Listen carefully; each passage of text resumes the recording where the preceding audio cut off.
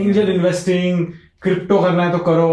By the way, I almost got fired from McKinsey in the first 2 months. In that 1 year, you will earn more than the last 4 years. 50-0 ho sakta hai. Toshan, one of the things that people who have salary income is that how should they thoughtfully go about creating wealth out of that? Yeah. Let's say as a consultant, and I was reading somewhere an average consultant makes 25 to 35 lakhs, and obviously at McKinsey and so on, there's much more than that and so on. Let's say if I have a 25-30 lakh salary, in that journey, how have you created wealth? So I think one is the 25-30 lakhs will not stay constant. Presuming it will keep increasing. But to create wealth in a consulting context, I think it is absolutely, consulting is a cash comp business. All the comp is given in cash, unlike ESOPs, in another salary context. In the latter context where you have salary and ESOPs, salary is for meeting day-to-day expenses and needs. True value creation and wealth will happen through ESOPs. Yeah. Very clear. I mean, that nobody should try and even claim that I'm going to create too much wealth through salary. Salary se needs hai karo, jo bhi karna hai. But true will ESOPs. Consulting and investment banking or legal, lawyers, all of these are cash professions. Investment bankers are paid everything in cash. There is no concept of you may have some, but you will always get eat what you kill kind of a model. Same thing will happen with amazing lawyers. Okay? So if you have that, I think you do need to start thinking about if you're only going to get cash comp, you have a lot of cash comp. What do you do with that cash comp? My submission thing for wealth creation is go all, at least get equity of as many good entities as you can get, which is what the whole angel investing thing was all about. Because what is the point in putting that in, same, because my salary, is also going to keep increasing at that same rate. If my salary is going to increase 7% or 10%, jo bhi percentage hai, beat inflation, it will increase. Disproportionate wealth will come from where? It is not going to come from other financial assets which have a similar risk profile. Then I have to increase my risk profile. And I don't have to worry about house and all of that. That's already done. Yeah. And as a consultant, you have a disproportionate advantage that you will know many people. Some may have been your clients, some may have been your team members, some you may have met at an industry thing. So your network, I think, gives you enough opportunities then. And you have the cash comp, you have the surplus cash, and you have tons of opportunities. I think obviously angel investing has been a big part. The one flip side of angel investing is obviously potentially zero hit rate, right? You can have everything go to zero. Right? How did you deal with that? Like, how did you say that, okay, I'm okay if I lose all of this money? In two ways. Okay. First was, between the house and angel investing, there was a financial corpus also. Sure. Okay, of mutual fund, index funds, and so on. So you say, it's not like all goes to angel investing, because my angel investing philosophy, to all my portfolio companies, please, this next part is not for you. Even if it goes to zero, you should not lose a day's sleep. Yeah. Because if you lose sleep on angel investing, you should not be doing. You should obviously do the right things, but angel investing is a portfolio thing. You only do two, there is a very strong chance that both of those two are going to go to zero. You do 20, then 2 will actually more than make up for the 18 that will have gone or 10 that will have gone. Yeah. But if you don't do more and more and more of it up to a level, it's also, you become better at it. You become better at it. You also become better at allocation. You get some exit and then you start revolving it. But it's a portfolio game. To me, every angel, the thing I would say, even if it becomes zero, it's okay. But the second thing I did was, I will only invest with people who I genuinely like. Okay. Either the person I like or the business, I should learn something. So social media. I wanted to learn about social media. So I said, okay, Raj Shamani was this guy who was doing fantastic stuff. I was like, what is the best way to learn about all this influencer economy and all? Invest in Rajesh company. Yeah. Okay. Alcohol and fine spirits. I wanted to learn about whiskeys. I wanted to learn about gins, curation. What is the difference between a Scottish and an Irish stuff? How do you grade stuff? I said, seems an interesting topic. A lot of people show off. The best way to learn was to invest in a fine spirits curating company. So some of my investments were like return हुआ तो अच्छा है, but at least my return on my time that I spend with the company and the founder should be hugely valuable for me in general. I mean, I've always followed that. So somebody was doing mental health, and it's a very important topic, and I want to learn what's going to happen. How do I think about dementia? How my parents are going to be aging? What is the best ecosystem around it? I also looked at one of the in healthcare analytics, and I felt this healthcare system is broken. What is the best way to think about which doctors and which hospitals? So every time I did it, I looked at the financially ठीक ठाक है, but angel investing is like so early in the game, and that founder is going to pivot 20 times. Yeah. So that plan does not matter. So do you like the founders? B, is that space going to add something to me in my life beyond financial return? Because financial returns, my day one philosophy was, look, गया तो गया, कभी नहीं आने वाला पैसा वापस.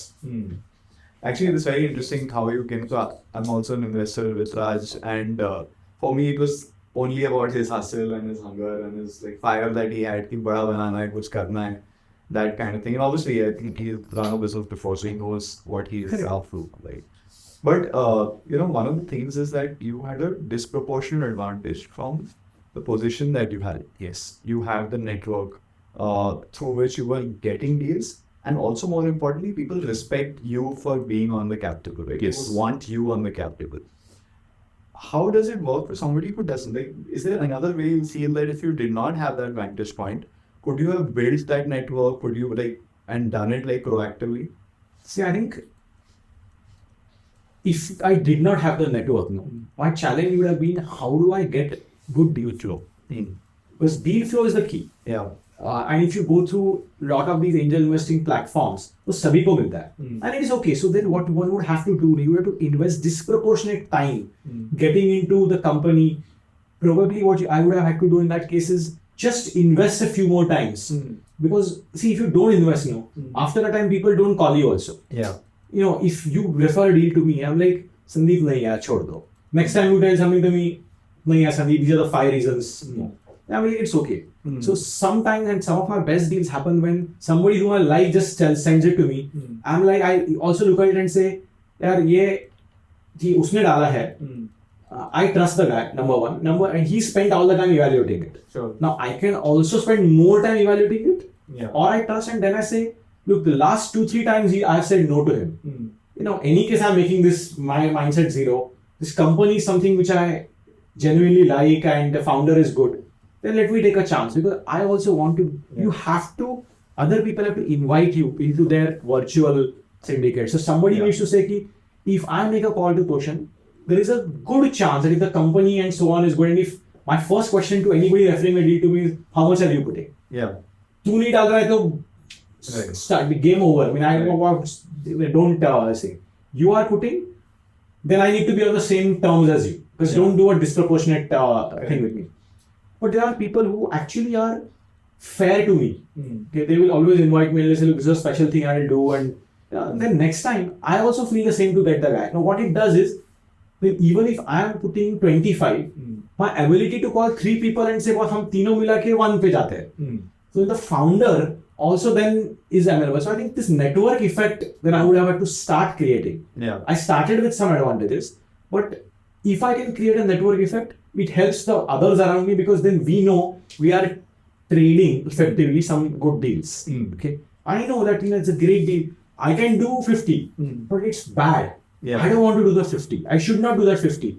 I should try and see who else can I get.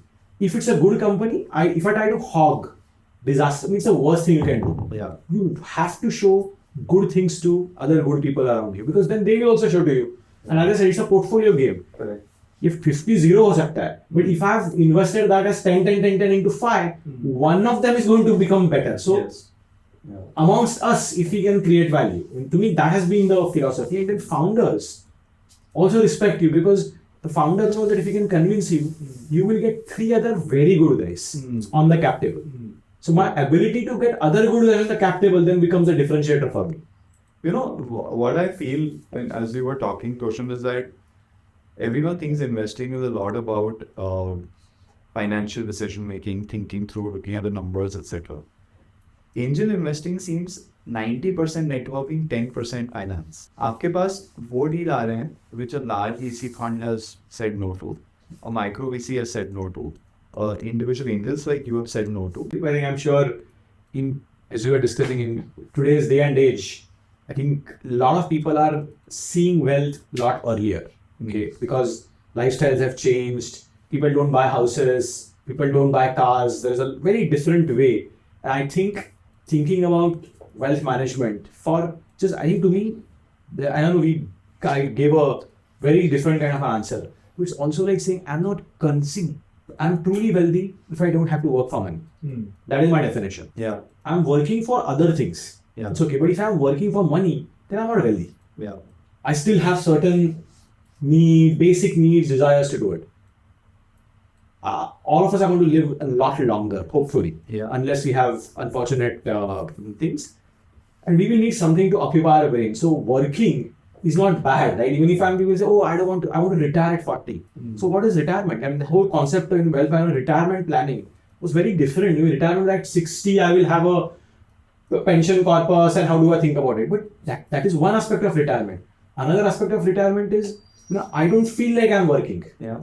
And I don't feel like, if I don't have a job, what will I do? Yeah. Then I'm retired effectively. Or my passive income is then my time is like free for me. So I just think people, and especially somebody in their 20s, I wouldn't say, because 20 you still need to build some corpus. Yeah. Some people build corpuses in 20 or bit. Generally 30s when you will start really building corpuses, you need to think of the next 50 years. Correct. Okay. And that is something which I think firms like Deserve need to really, because now how will equity asset classes, that asset class game is one thing, but I think true wealth management will go beyond just assets and financial assets. I think there is going to be a big shift and we are already seeing that. For us, the way we think about it is investment management is a fiduciary responsibility. And fiduciary is where somebody is trusting you with their money and therefore you're responsible to them. And I think that's sort of makes it even more exciting when you have big stakes. Toshan, you get so many deals. You are shown a lot of companies as an angel investor. How do you approach every investment? When do you decide what to do, what not to do? So I look at only three things. First is, who is the founder? What has he done? What has his life experience been? Sure. Because that actually tells me a lot about what he's going to do going forward. So I don't, his business plan and all is okay, but I said that Excel though is meaningless. Correct. Genuinely meaningless. All has hockey stick, exponential stick. So but the founder's passion, his life experience, and does the founder have safety nets? I hate it when founders have other safety nets and so on. So it's not a no, but I know founder is very wealthy from his previous stuff. Then I need to know something else. Some other family member is earning a lot of income. From founder standpoint, it's a risk management. I understand that. But I want the founder to be all in. Okay, because I'm not all in. Yeah. That person has to, it's a fiduciary thing in that sense. So founder is most important. Am I excited about the long-term prospects of that industry? Okay, it doesn't matter the sub-niche. Okay, but overall industry excitement is there. And do I know very little about it? If I know a lot about an industry, my general sense is no. Because if I know, then most people know. But if it is very unique, it is something which nobody has looked at, then I know the barriers to entry are going to be that much higher. And this guy is going deeper into a very niche subset. So I like that part. And to me, the third one is really, what are the, I always question the founder about what if this doesn't happen, that doesn't happen. How has he thought through the resiliencies, backups? Because, I know that it is going to go wrong. And is the founder thinking about it? If there is a co-founder, then it's a different game altogether, because co-founder equations, team building, what is there, and it makes a big difference to me. So those three is what I would really think about when I first start looking at it. I will also make ref checks. Yeah, because you do need to make ref checks about people. They are very impressive. People will talk very well. They'll be very passionate. But you need to do your ref checks. There is no substitute by the way. For ref checks on clients, that the logo is called the logo soup. Yeah. Lots of logos are there on a page. seeing B2B cases and all, you need to talk to at least 2-3 of those saying, "Bhi, batao kya hai?" Or if the previous employer or previous startup and so on. You just need to do that ref check. Actually, ref checks are, Toshan, I feel, the holy grail of any pre-relationship engagement. Absolutely. Whether it's you are joining a company, whether you are being hired, whichever way, like making sure that you are ref checking and the other person is ref checking is super Very important. And I learned that pretty late in life. The other question I have is like when you see a company and just outside it, when you say, okay, I will not do this for these reasons. Like these are my elimination criteria, even before I start evaluating what you said. See, I think there are obviously certain sectors and that list may change, but at any given point of time, now I'm not disciplined enough to write those down. But I see anything which has like too much of government dependence. Nahi hone wala hai. Too many policy changes can happen. Now, earlier I used to believe that policy changes are good because it is uncertainty. Uncertainty creates value. I've realized that the pivot that is required because of policy is always a tough one to manage, especially if you have government customers and so on. I think the second thing I look at is if it is consumer, then I know anything consumer, the marketing expense and CAC is going to be so high that my bias is like, nahi karte because dilution ho jayega. For an angel, I will get diluted so much because the number of funding rounds required before anything meaningful is going to be significant. And now currently the risk of that not happening. Yes. So that not happening, but also like even like B2B in general, B2B is tougher, but once you get empaneled, you don't get thrown out. Yeah. Whether you are a logistics entity, whether you are in most spaces, but B2C, the marketing has a founder really thought about it, but my general sense is B2C is a lot tougher game. If you succeed, it's like a massive payoff. Sure. But probability of success is big. So B2C is I just feel, for me, it's not, for many people, it is a good thing. Anything which requires a significant change in consumer behavior. Because वो ऐसे कर रहा है, consumer behavior it can change rapidly overnight or it takes a long time to change. The company may go insolvent before that consumer behavior shift. And I have burnt my money and hands on somebody trying to make multiple, this is the shift, logical shift. It's just that some of those shifts, they will be like, it's like, the tree is felled by the 100th blow. But till 99 blows, the woodcutter may be exhausted and give up. Yeah. Or the tree activists may come and hug the tree and stop the woodcutter from cutting it, whatever. Right. So to me, consumer shift, and again it goes back to my B2C logic. Yeah. Anything which is climate change related. Again, the space is too uncertain.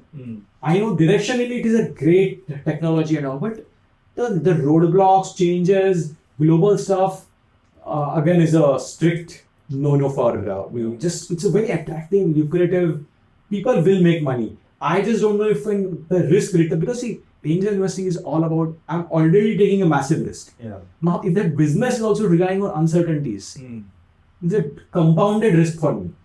So if you're relying on something to change, then it's very hard to consumer behavior, regulation. You're relying on uncertain change paths. See, people sometimes they crypto. Some people make tons of money. I'm just saying I'm already taking so many risks. Yeah. I'm not willing to compound it my way. I'm willing to say there is a price umbrella. I'm going to deliver that same thing at lower and I have the ability to sustain, or it's a existing frustrating problem to be solved for. Yeah. B2B. I love B2B because I know inefficiency exists in corporates. All corporates every year want to keep cutting expenditure of different kinds. So I know I'm willing to take that bet. I'm willing to take bets in financial services because I know financial services arbitrage is everywhere. Okay, certain cases arbitrage doesn't exist. You want people to be healthier. Now, I'm not saying against that, but if some yoga bars and people come to me, I will not say it because I know you should be eating healthy, you should be exercising 5 times a day or 5 times a week and so on. Those are known for 100 years. But behavior doesn't change, Yeah. So anything that relies on, in fact, there's this large fund called Anderson Horowitz, and Andy Chen, who leads the consumer investing. He said that if the first slide says consumer behavior is changing, he doesn't go to the next slide. Precisely. Because something's vices are a lot easier. So gaming, Yeah. they are like very easy. Now, of course, you want to say I'm making money off vices. But businesses which are built on saying कि lazy हूँ मैं, तो तुमको मैं और ये कर रहा हूँ, are a lot easier because it doesn't rely on, it just accelerates certain things. Or a fundamental need. But then I need to be very confident. Or by the way, it's a reverse. Something which is so obvious. We think, oh, this is the, and very recently somebody had come to me with a I won't use that guy is a well-known person, but ये तो obvious है. Obvious है तो हुआ क्यों नहीं है? You need to understand 9 times out of 10 there is a so core a reason that it is not going to work. 1 time out of 10 I will have missed it. So I'm okay missing it. I'm okay missing that part. Makes sense. I think one thing that everyone thinks about, Toshan, is this whole thing about how to get wealthy. Like, how do you make money? And the question always, the perception is that people in a job don't get wealthy. It's hard to get rich on a salary. So how was your own journey? Like, do you feel that as a consultant, there is a wealth creation opportunity in the job that somebody is doing? To me, the question is, what is wealth? So I think one way is to say I am getting a high paycheck. Okay, which is what consulting or any profession, any job will you are getting salary. Okay. I think you can say, look, a certain amount of salary makes me wealthy, but it's a subjective definition then. I think it is better to say what is a slightly more objective definition of wealth. If you say, and what is the difference between wealth and income? It is not a P&L and balance sheet saying, monthly जो आता है वो P&L है इसलिए वो income है, और जो मेरा assets होता है, and or as wealth managers would define assets excluding one residential house or financial assets and so on. I think to me it is a question of what you do for your time. Okay, you are getting a certain reward for it. Okay? And that's what your income is. I spend my time as a mechanic, I get the return for it. I spend my time doing something else. I think you can say that if I have accumulated income less expenses is equal to net worth of a certain, I am wealthy. Another way is to say what I do for my time is not part of wealth. It is what I have, and which is where this whole concept of equity or ownership comes in. Because if you say the assets, the passive income on my assets should be greater than my burn rate or the monthly burn rate. Okay. So my passive income and money. So even if I don't give my time for anything, I should not suffer. That is another definition of wealth. So you can survive without renting your time. Exactly. That is how you define wealthy. Exactly. I can survive without renting my time, and hence the freedom to use my time is what becomes the biggest thing for me. Now, I think whether as a consultant or as a salaried professional, there will come a time when hopefully your assets that you have generated will be able to earn that much return. Now, you may not get it because you may say, oh, I'm owning equity, so उसमें से dividend नहीं आएगा. It doesn't matter. I'm saying you can keep selling your stocks on a daily basis. You will be able to generate a certain income stream. You don't need to do fixed income assets to get that yield. So to me, there will come a time if you have managed your expenses and your lifestyle needs thoughtfully. You will get there. Okay. Now, some people may get there in 10 years. Some people may get there in 15 years. But in a profession like consulting or any job, every 4 years, the 5th year, if you are there, you will, in that 1 year, you will earn more than the last 4 years. It will be exactly the same.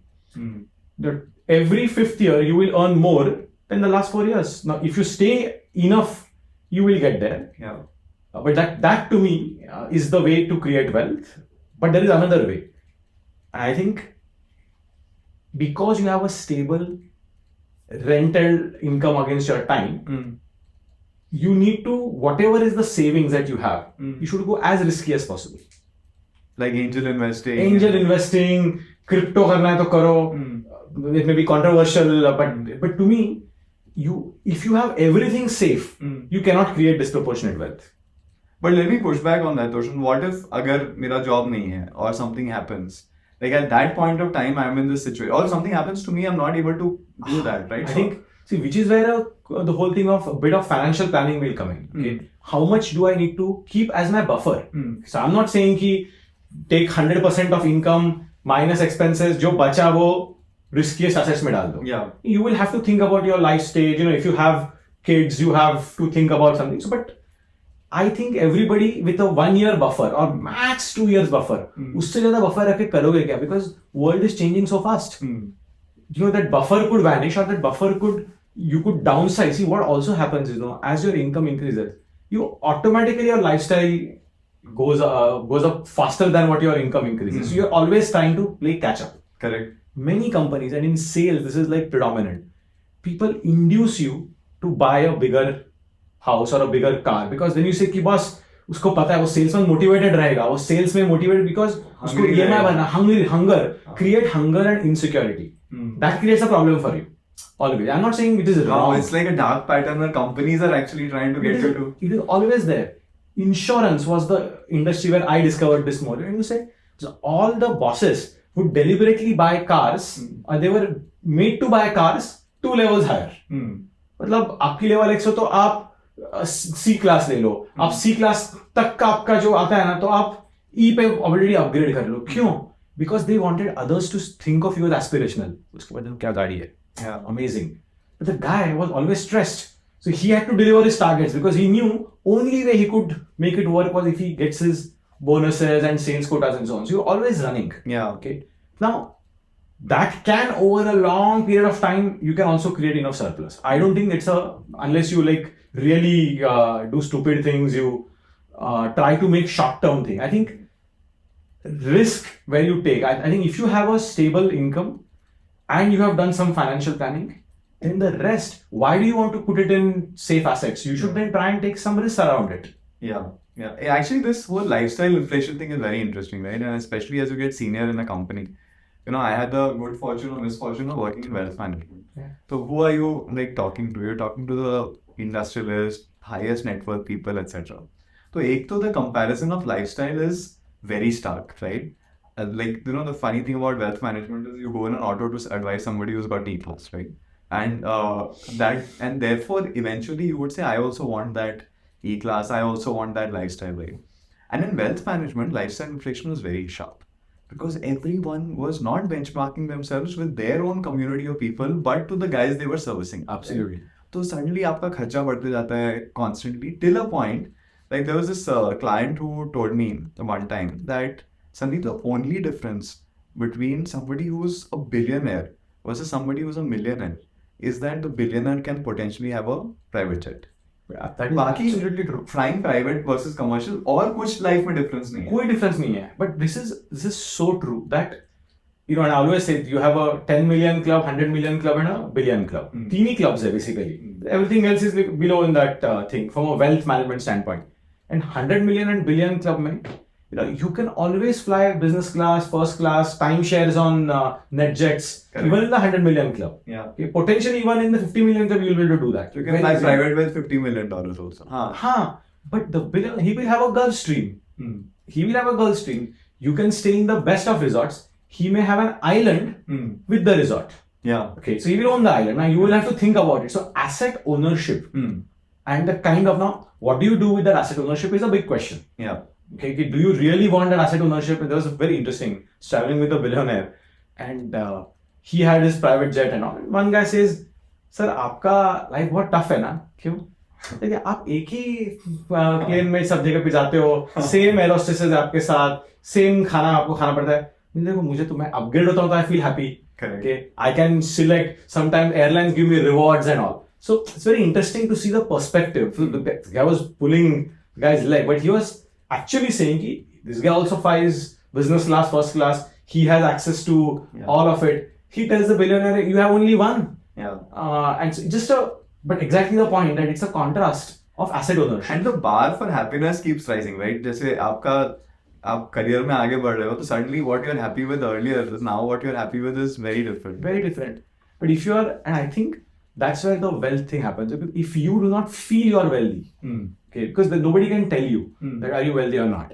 If you feel you are still like, oh shit, something is missing, I need to create more assets. The question becomes, so whatever money is there in your what Warren Buffett also keeps saying, उसका आप कर क्या रहे हो? Are you utilizing it? Do you need it for something? Otherwise, it's there in your account, it's there. It makes you psychologically, it enables you to feel either proud or safe. So what's your perception of yourself? Like, do you feel wealthy? Do you feel that? Yeah. See, because for me, consulting every profession, job, business has its pros and cons. Consulting gives you amazing intellectual diversity. You're solving different problems. You sometimes work for the private sector, you work for the government, you work for public sector, non-profits. You have diversity. Unlike, somebody who's in metals is just doing metals. Somebody who's in financial services, just doing financial services. You have the breadth that you can do. You have the ability to move around the world. So you get a very good world view and perspective of different countries, nationalities. You become very rich in the experience of being a global citizen. Number 3 is you will have enough money. One of my very senior mentors used to say, 1 wife, 1 house, 1 car, and 4 kids. Because he was US. So US, everybody has 4 kids. Correct. So for that, consulting will give you disproportionate. Now, if you have multiple wives, then you want multiple houses, and beyond 4 kids, then you may have, he was just joking, but he was saying, so you should never be in consulting if you want to create disproportionate wealth. Yeah. Because it's not going to happen. You cannot say, I'm going to play club level tennis and by luck I will win Wimbledon. It is not going to happen. But if you want to say, I want to increase but the other thing is, you don't have that much stress from a consulting standpoint. You may have strain of travel and flights and all, but nahi chala. So it is a vicarious thing. Tomorrow, if I'm advising you, my advice works, you will make the upside. If my advice doesn't work, the downside is also, I'm still getting my fees. And you're still earning, right? Exactly, I'm still earning. Yeah. So it's a very stable thing. It is not a high beta. Entrepreneur standpoint, the beta is very high. If it works, you will make tons.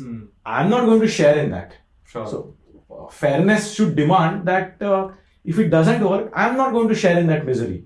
Yeah. You may not hire me again because you said, look, your advice was wrong, and I could say, oh, my advice was correct, your execution was wrong. Right. All of that's possible. But consultants, if they think they are going to get into a billionaires club by consulting, it can't happen. So let's say I'm a young consultant, I'm working with Toshan, and I tell him that, Toshan, I'm going to do this for 3-4 years, and uske baad I'll figure out what to do, right?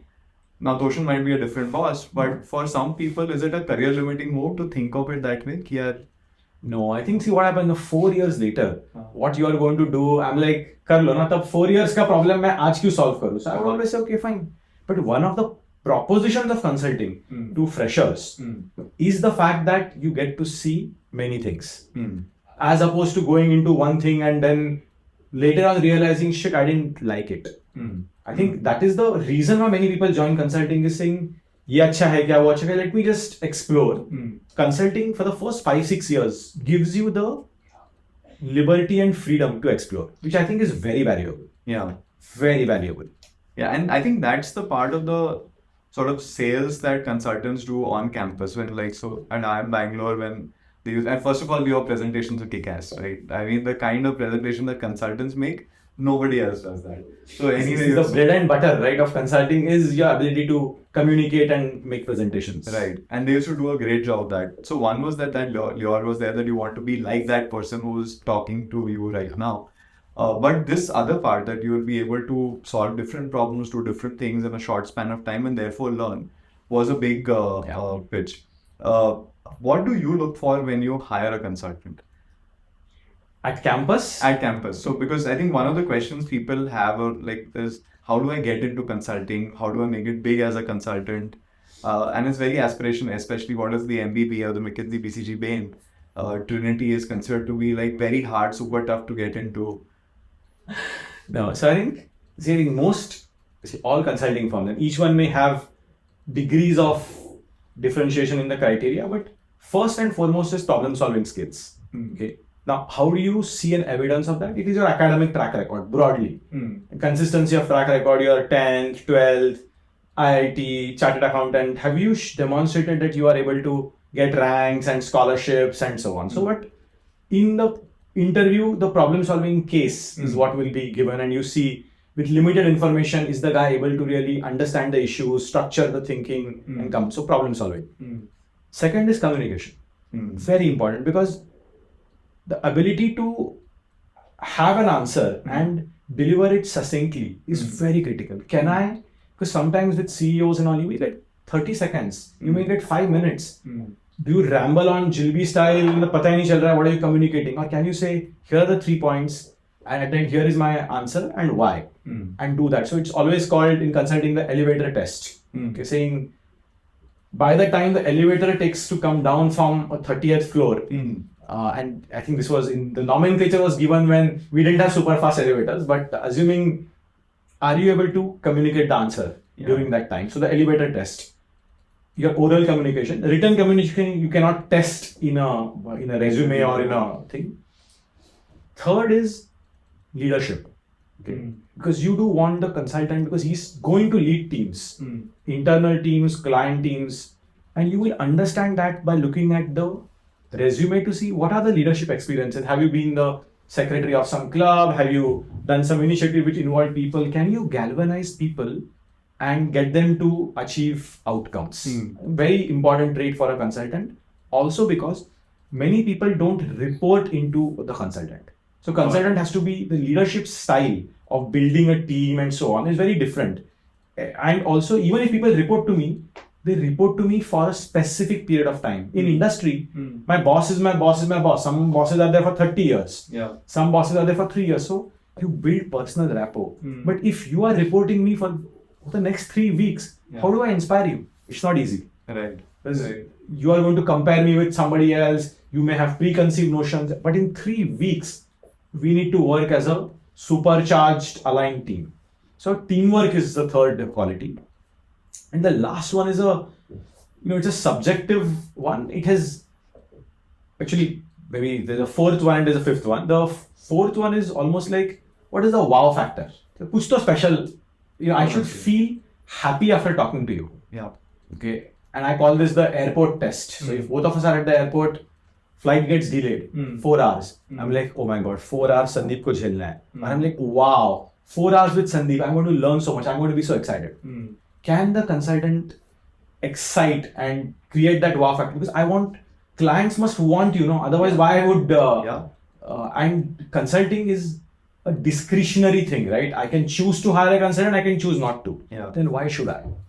Yeah. And even when as companies we are evaluating consultants, at the end of the day, that Personal chemistry is very important. Yeah. I think there's a last one, which is a individualism. So it's a very ego, individualism. Because in consulting, it's always about a team. In banking, it's always about individual performance. You clearly attribute, the highest performer stars. Wealth management also, the producers from the also rank. In consulting, it is slightly amorphous. Yeah. Especially in the early days. Yeah. Because who's exactly contributing how much? So then, if there are individual superstars with sharp elbows, consulting, it's tough. Yeah. Because people will say, hey, this guy is going to really jeopardize. Right. So how do you, and that comes through in the communication. Is this person all about taking credit?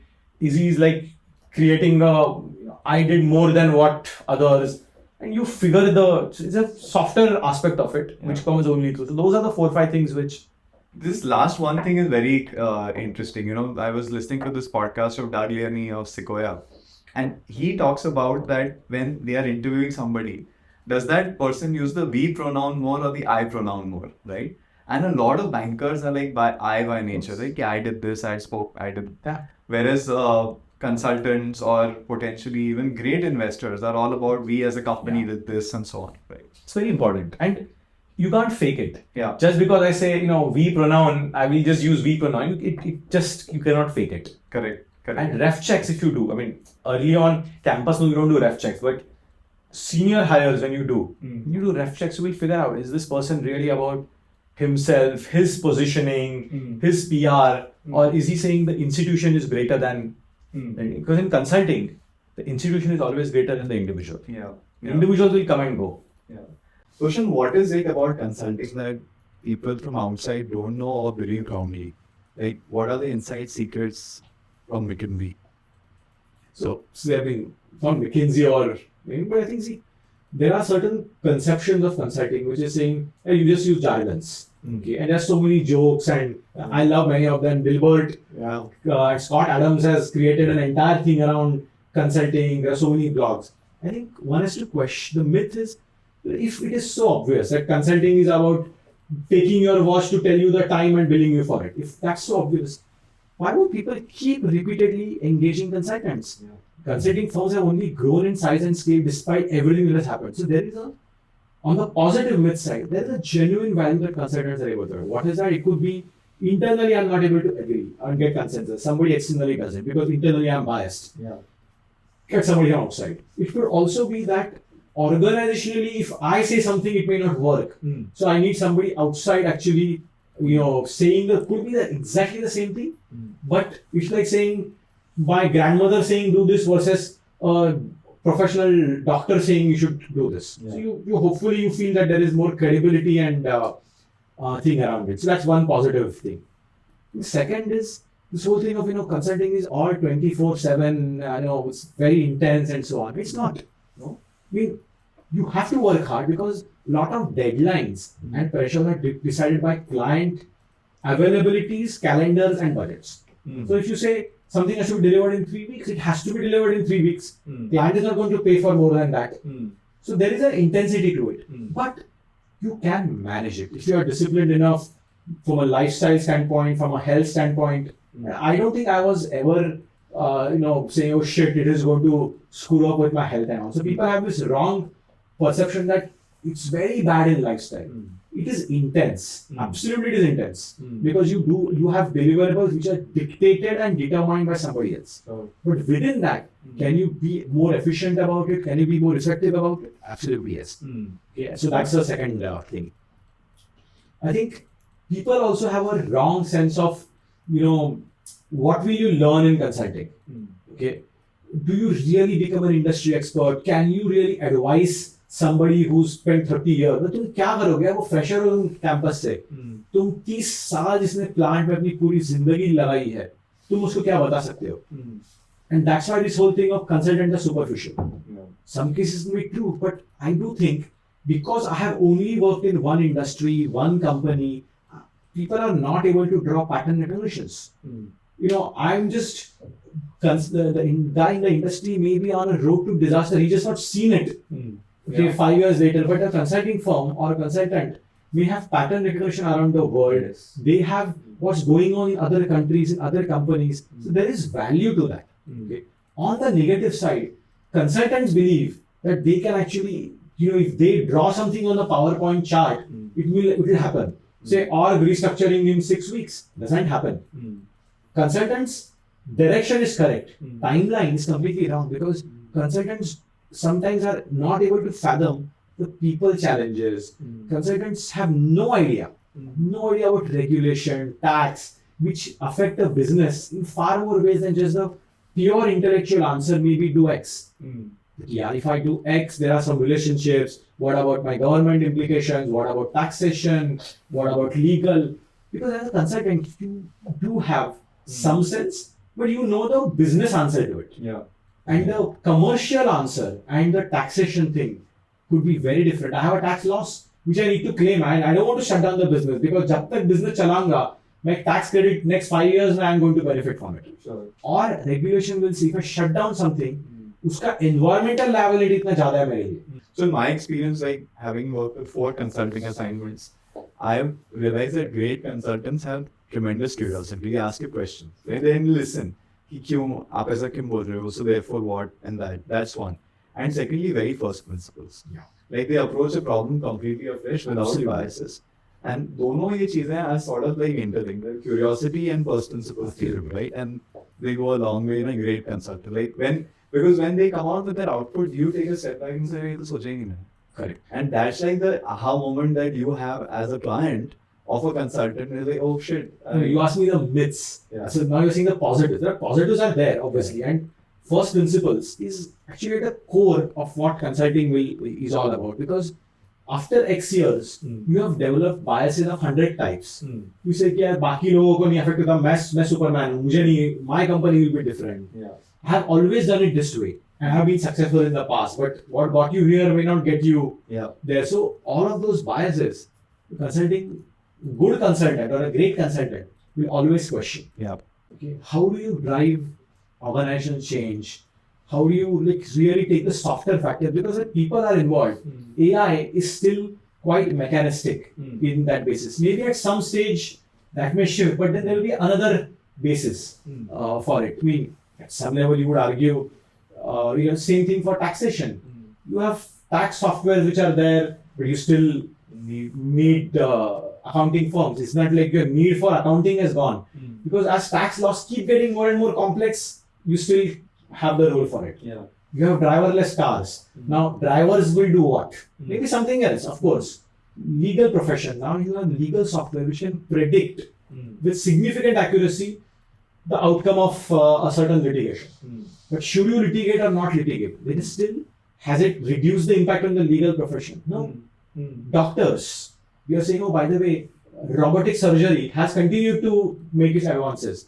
The doctors have continued to evolve into more and more specialized categories. Yeah. So consulting is pure place, faster and smarter problem solving. I think it's getting lesser and lesser. So consultant means have to keep specializing. We have to keep bringing a lot more to the table on day one. Because otherwise question will be, why should I hire you? If I can get it done cheaper or faster through a AI or a platform or through somebody else. So consultants' core of value creation has shifted over the last several decades. I think will keep shifting. I think the people point that you made is exceptional, actually. I think, and within that persuasion is going to be a big part of a great consultant, right? First of all, persuade the client to give you the mandate, and secondly is to get them to buy into the outcome that. I think that's a big part that consultants play, which AI can't. AI can't play that. So Not yet. Yeah. Not yet. Maybe I'm sure in some stage AIs will become so persuasive that they can do it. And I'm sure Alexa is trying to persuade kids to do certain things. Yes. And the way AI persuades is very different, at least today. Maybe tomorrow AI can do that, but I think That's sometime away. that's sometime away. One thing I'm curious about, Toshan, is your own personal journey, right? You were actually head boy at my school. I remember vividly you speaking at the annual day and so on. Tell me from there to the running strategy for UPL and now taking on a lot of roles within that, being board members at wealth management companies, etc. How did the journey go? Or what actually led you to consulting? My father's side was engineers. So again, by elimination, engineer भी नहीं बनना है. Then I said, okay, what's the best way? I read a India Today feature which said who are the people who get paid the highest, the salary from campus and why. So there was a guy, Rishikesh Parandekar, okay, and my father knew somebody who knew his father and so on. So I just went to his house after taking an appointment and all, and he told me. So I asked him, how do you get here? You know, in those days, this was 1995, right? We had no mobile phones in the infancy. Internet was the modem would connect, and there was no social media, Facebook, WhatsApp. There was nothing. So you didn't know people, but you had to rely on personal stuff. So he said, simple, go to Podar. He said, I went to Podar, I went to Ahmedabad, I went to McKinsey. I said, okay, this path is clear. So then why waste this thing? So I went to Podar, I went to Ahmedabad, and I joined McKinsey. To make it sound simple, but getting into Ahmedabad... No, I know. But I'm saying, at least my mental model was reasonably clear that if, and that time definitely, economics was a key consideration. But also to me, what was very important is law of least effort. I'm very lazy. I'm extremely lazy I will work only if I have to. And not... I just believe, like, as somebody said, no, hard work never killed anyone, but why take the chance? I don't take chances with this thing. But so Podar was, in any case, I wanted to do commerce, and I said that's also a good avenue for doing my quizzing, public speaking, and many other activities, which I just felt were, with engineering you could not do it, and I already eliminated. I said that's an easy way to also start balancing things out. CAT was, it was. I didn't think I would make it, and that time I still don't know the scores because in those days the percentile and so on would never be revealed. Really? Nothing. I didn't know that. It was very long back when nothing was revealed. It was all like secrecy and lack of transparency about anything. So then it became reasonably easy. My time at Ahmedabad, I would have ended up with no job after 2 years because it was the time of the Golzar riots. Mm. So only the investment banks had come. Sure. Okay, the consulting firm, and by the way, my summers was with Deutsche Bank doing credit derivatives in London. Even. So because I was like, consulting firms didn't take summers in those days. Got it. My time at IME. Got it. Not has changed. Yeah. So investment banks were there in campus. They were not in campus. They were just outside Ahmedabad airport, and we were escorted, all the candidates, with armed escorts to that Place where they were interviewing. So they were supposed to interview in campus, but Ahmedabad was burning. It was like a very difficult times there. So we were escorted. Interviews happened, and we could still play a dream. Mm. So investment bank said was, हम बहुत times दूर से आए हैं, हमारा ये target है कि इतने लोगों को हमको सिलेक्ट करना है. So, but I can still play my dream. Why should I opt out by selecting a investment banking job when my dream is consulting? Yeah. Because my model was still that what I had decided with based on being inspired by Rishikesh. So, but they said no. If you want to play a dream, we cannot do it. So day zero, I had no job. By which time McKinsey and Bain was not even there in India, or they were not. Bain was not in India. So McKinsey and BCG said, we will not now come to IIM Ahmedabad because all the good candidates are gone, taken by the investment banks. Wow. So हमको अभी जो बचा है नहीं चाहिए नहीं हमको, riffraff kind of thing. So okay. So I started applying to Citibank, HSBC, it's okay. Then BCG changed his mind first, and BCG said, we will again evaluate candidates and we will fly them. We are not now coming to Ahmedabad. It's too much of a city, was still under stress. I went to the BCG interview. I didn't make it. I was rejected. I couldn't solve a banking case, which is what I then later did in McKinsey, was financial services, but I couldn't solve it at all apparently. So I had no jobs, and McKinsey was still not deciding. 1.5 months later, almost 1 month later after that, McKinsey finally said, we'll come. तो बीच में लगा शायद हो गया खत्म अभी. मतलब हाँ, जॉब नहीं है अभी, देख लेंगे ना क्या करना है. I mean, it's okay, can't help it. Everybody was like preparing for convocation and so on, and there were a lot of us because day one hadn't happened. Because investment banks did day zero, went away. BCG did its interview. Others were not coming to Ahmedabad. Yeah. Finally, day one happened like after the city had cooled down, and that time McKinsey came, and I was the only one selected by McKinsey. That was luck again. Yeah. I was selected. Then of course McKinsey was a journey of 19 years. By the way, I almost got fired from McKinsey in the first 2 months. Okay, because I sent an internal email about a TV show saying that a TV show is fraud, and Sony, who was the producer of that TV show, and that mail became viral. People started sending it. Why did you send the mail? Like, see, that's the point. No, when you are naive, I said, because that show was this show where you had like one girl looks at 3 boys, or one boy looks at 3 girls, and then in every episode, then you say, okay, you find your life partner. Sure. So one of my fiance's friends, they're already going around. They went on to that show, and it was almost as if, they're meeting for the first time and all. Okay, and I was like, it's not a reality show. It's not fake reality. It's fake reality. You don't decide life partners by meeting them once and so on. And I knew these guys very well. So my project manager said, hey, if you feel that's the case, then go with your conviction, go with your heart. So I said, no. I need to make sure that people realize this. I don't know why I had this truth conscience suddenly about something I don't even doesn't impact me. Yeah. But then I sent that mail, and then other people, I think there was, in the era of social media, there was nothing controversial that was people could talk about. Send it. This email seemed to be a very good thing of being controversial. So it took off. 2 days, it took off, and it took a life of its own. And then there was articles in newspapers saying, who is this Toshan Tamhane? He has something against. The show was hosted by Madhuri Dixit. So he has something against Madhuri Dixit. And there was press guys found out where I stayed, and that time I was staying in Thane.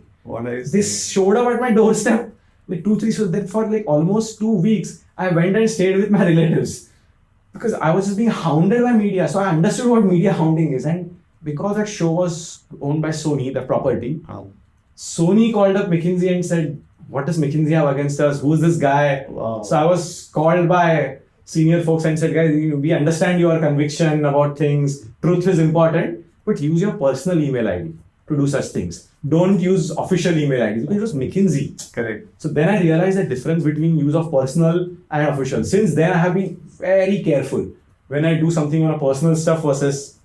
But the email didn't get you fired. It actually made you very popular within the company. Yeah, I think today's time, had I sent such an email, I would have been a star. That's on the classic playbook today, right? I know, say something so this thing. In those days, playbook was not invented, so I wanted to suffer the stress of being hounded. I do think people should get the experience in their careers of working across countries, working with people of different nationalities.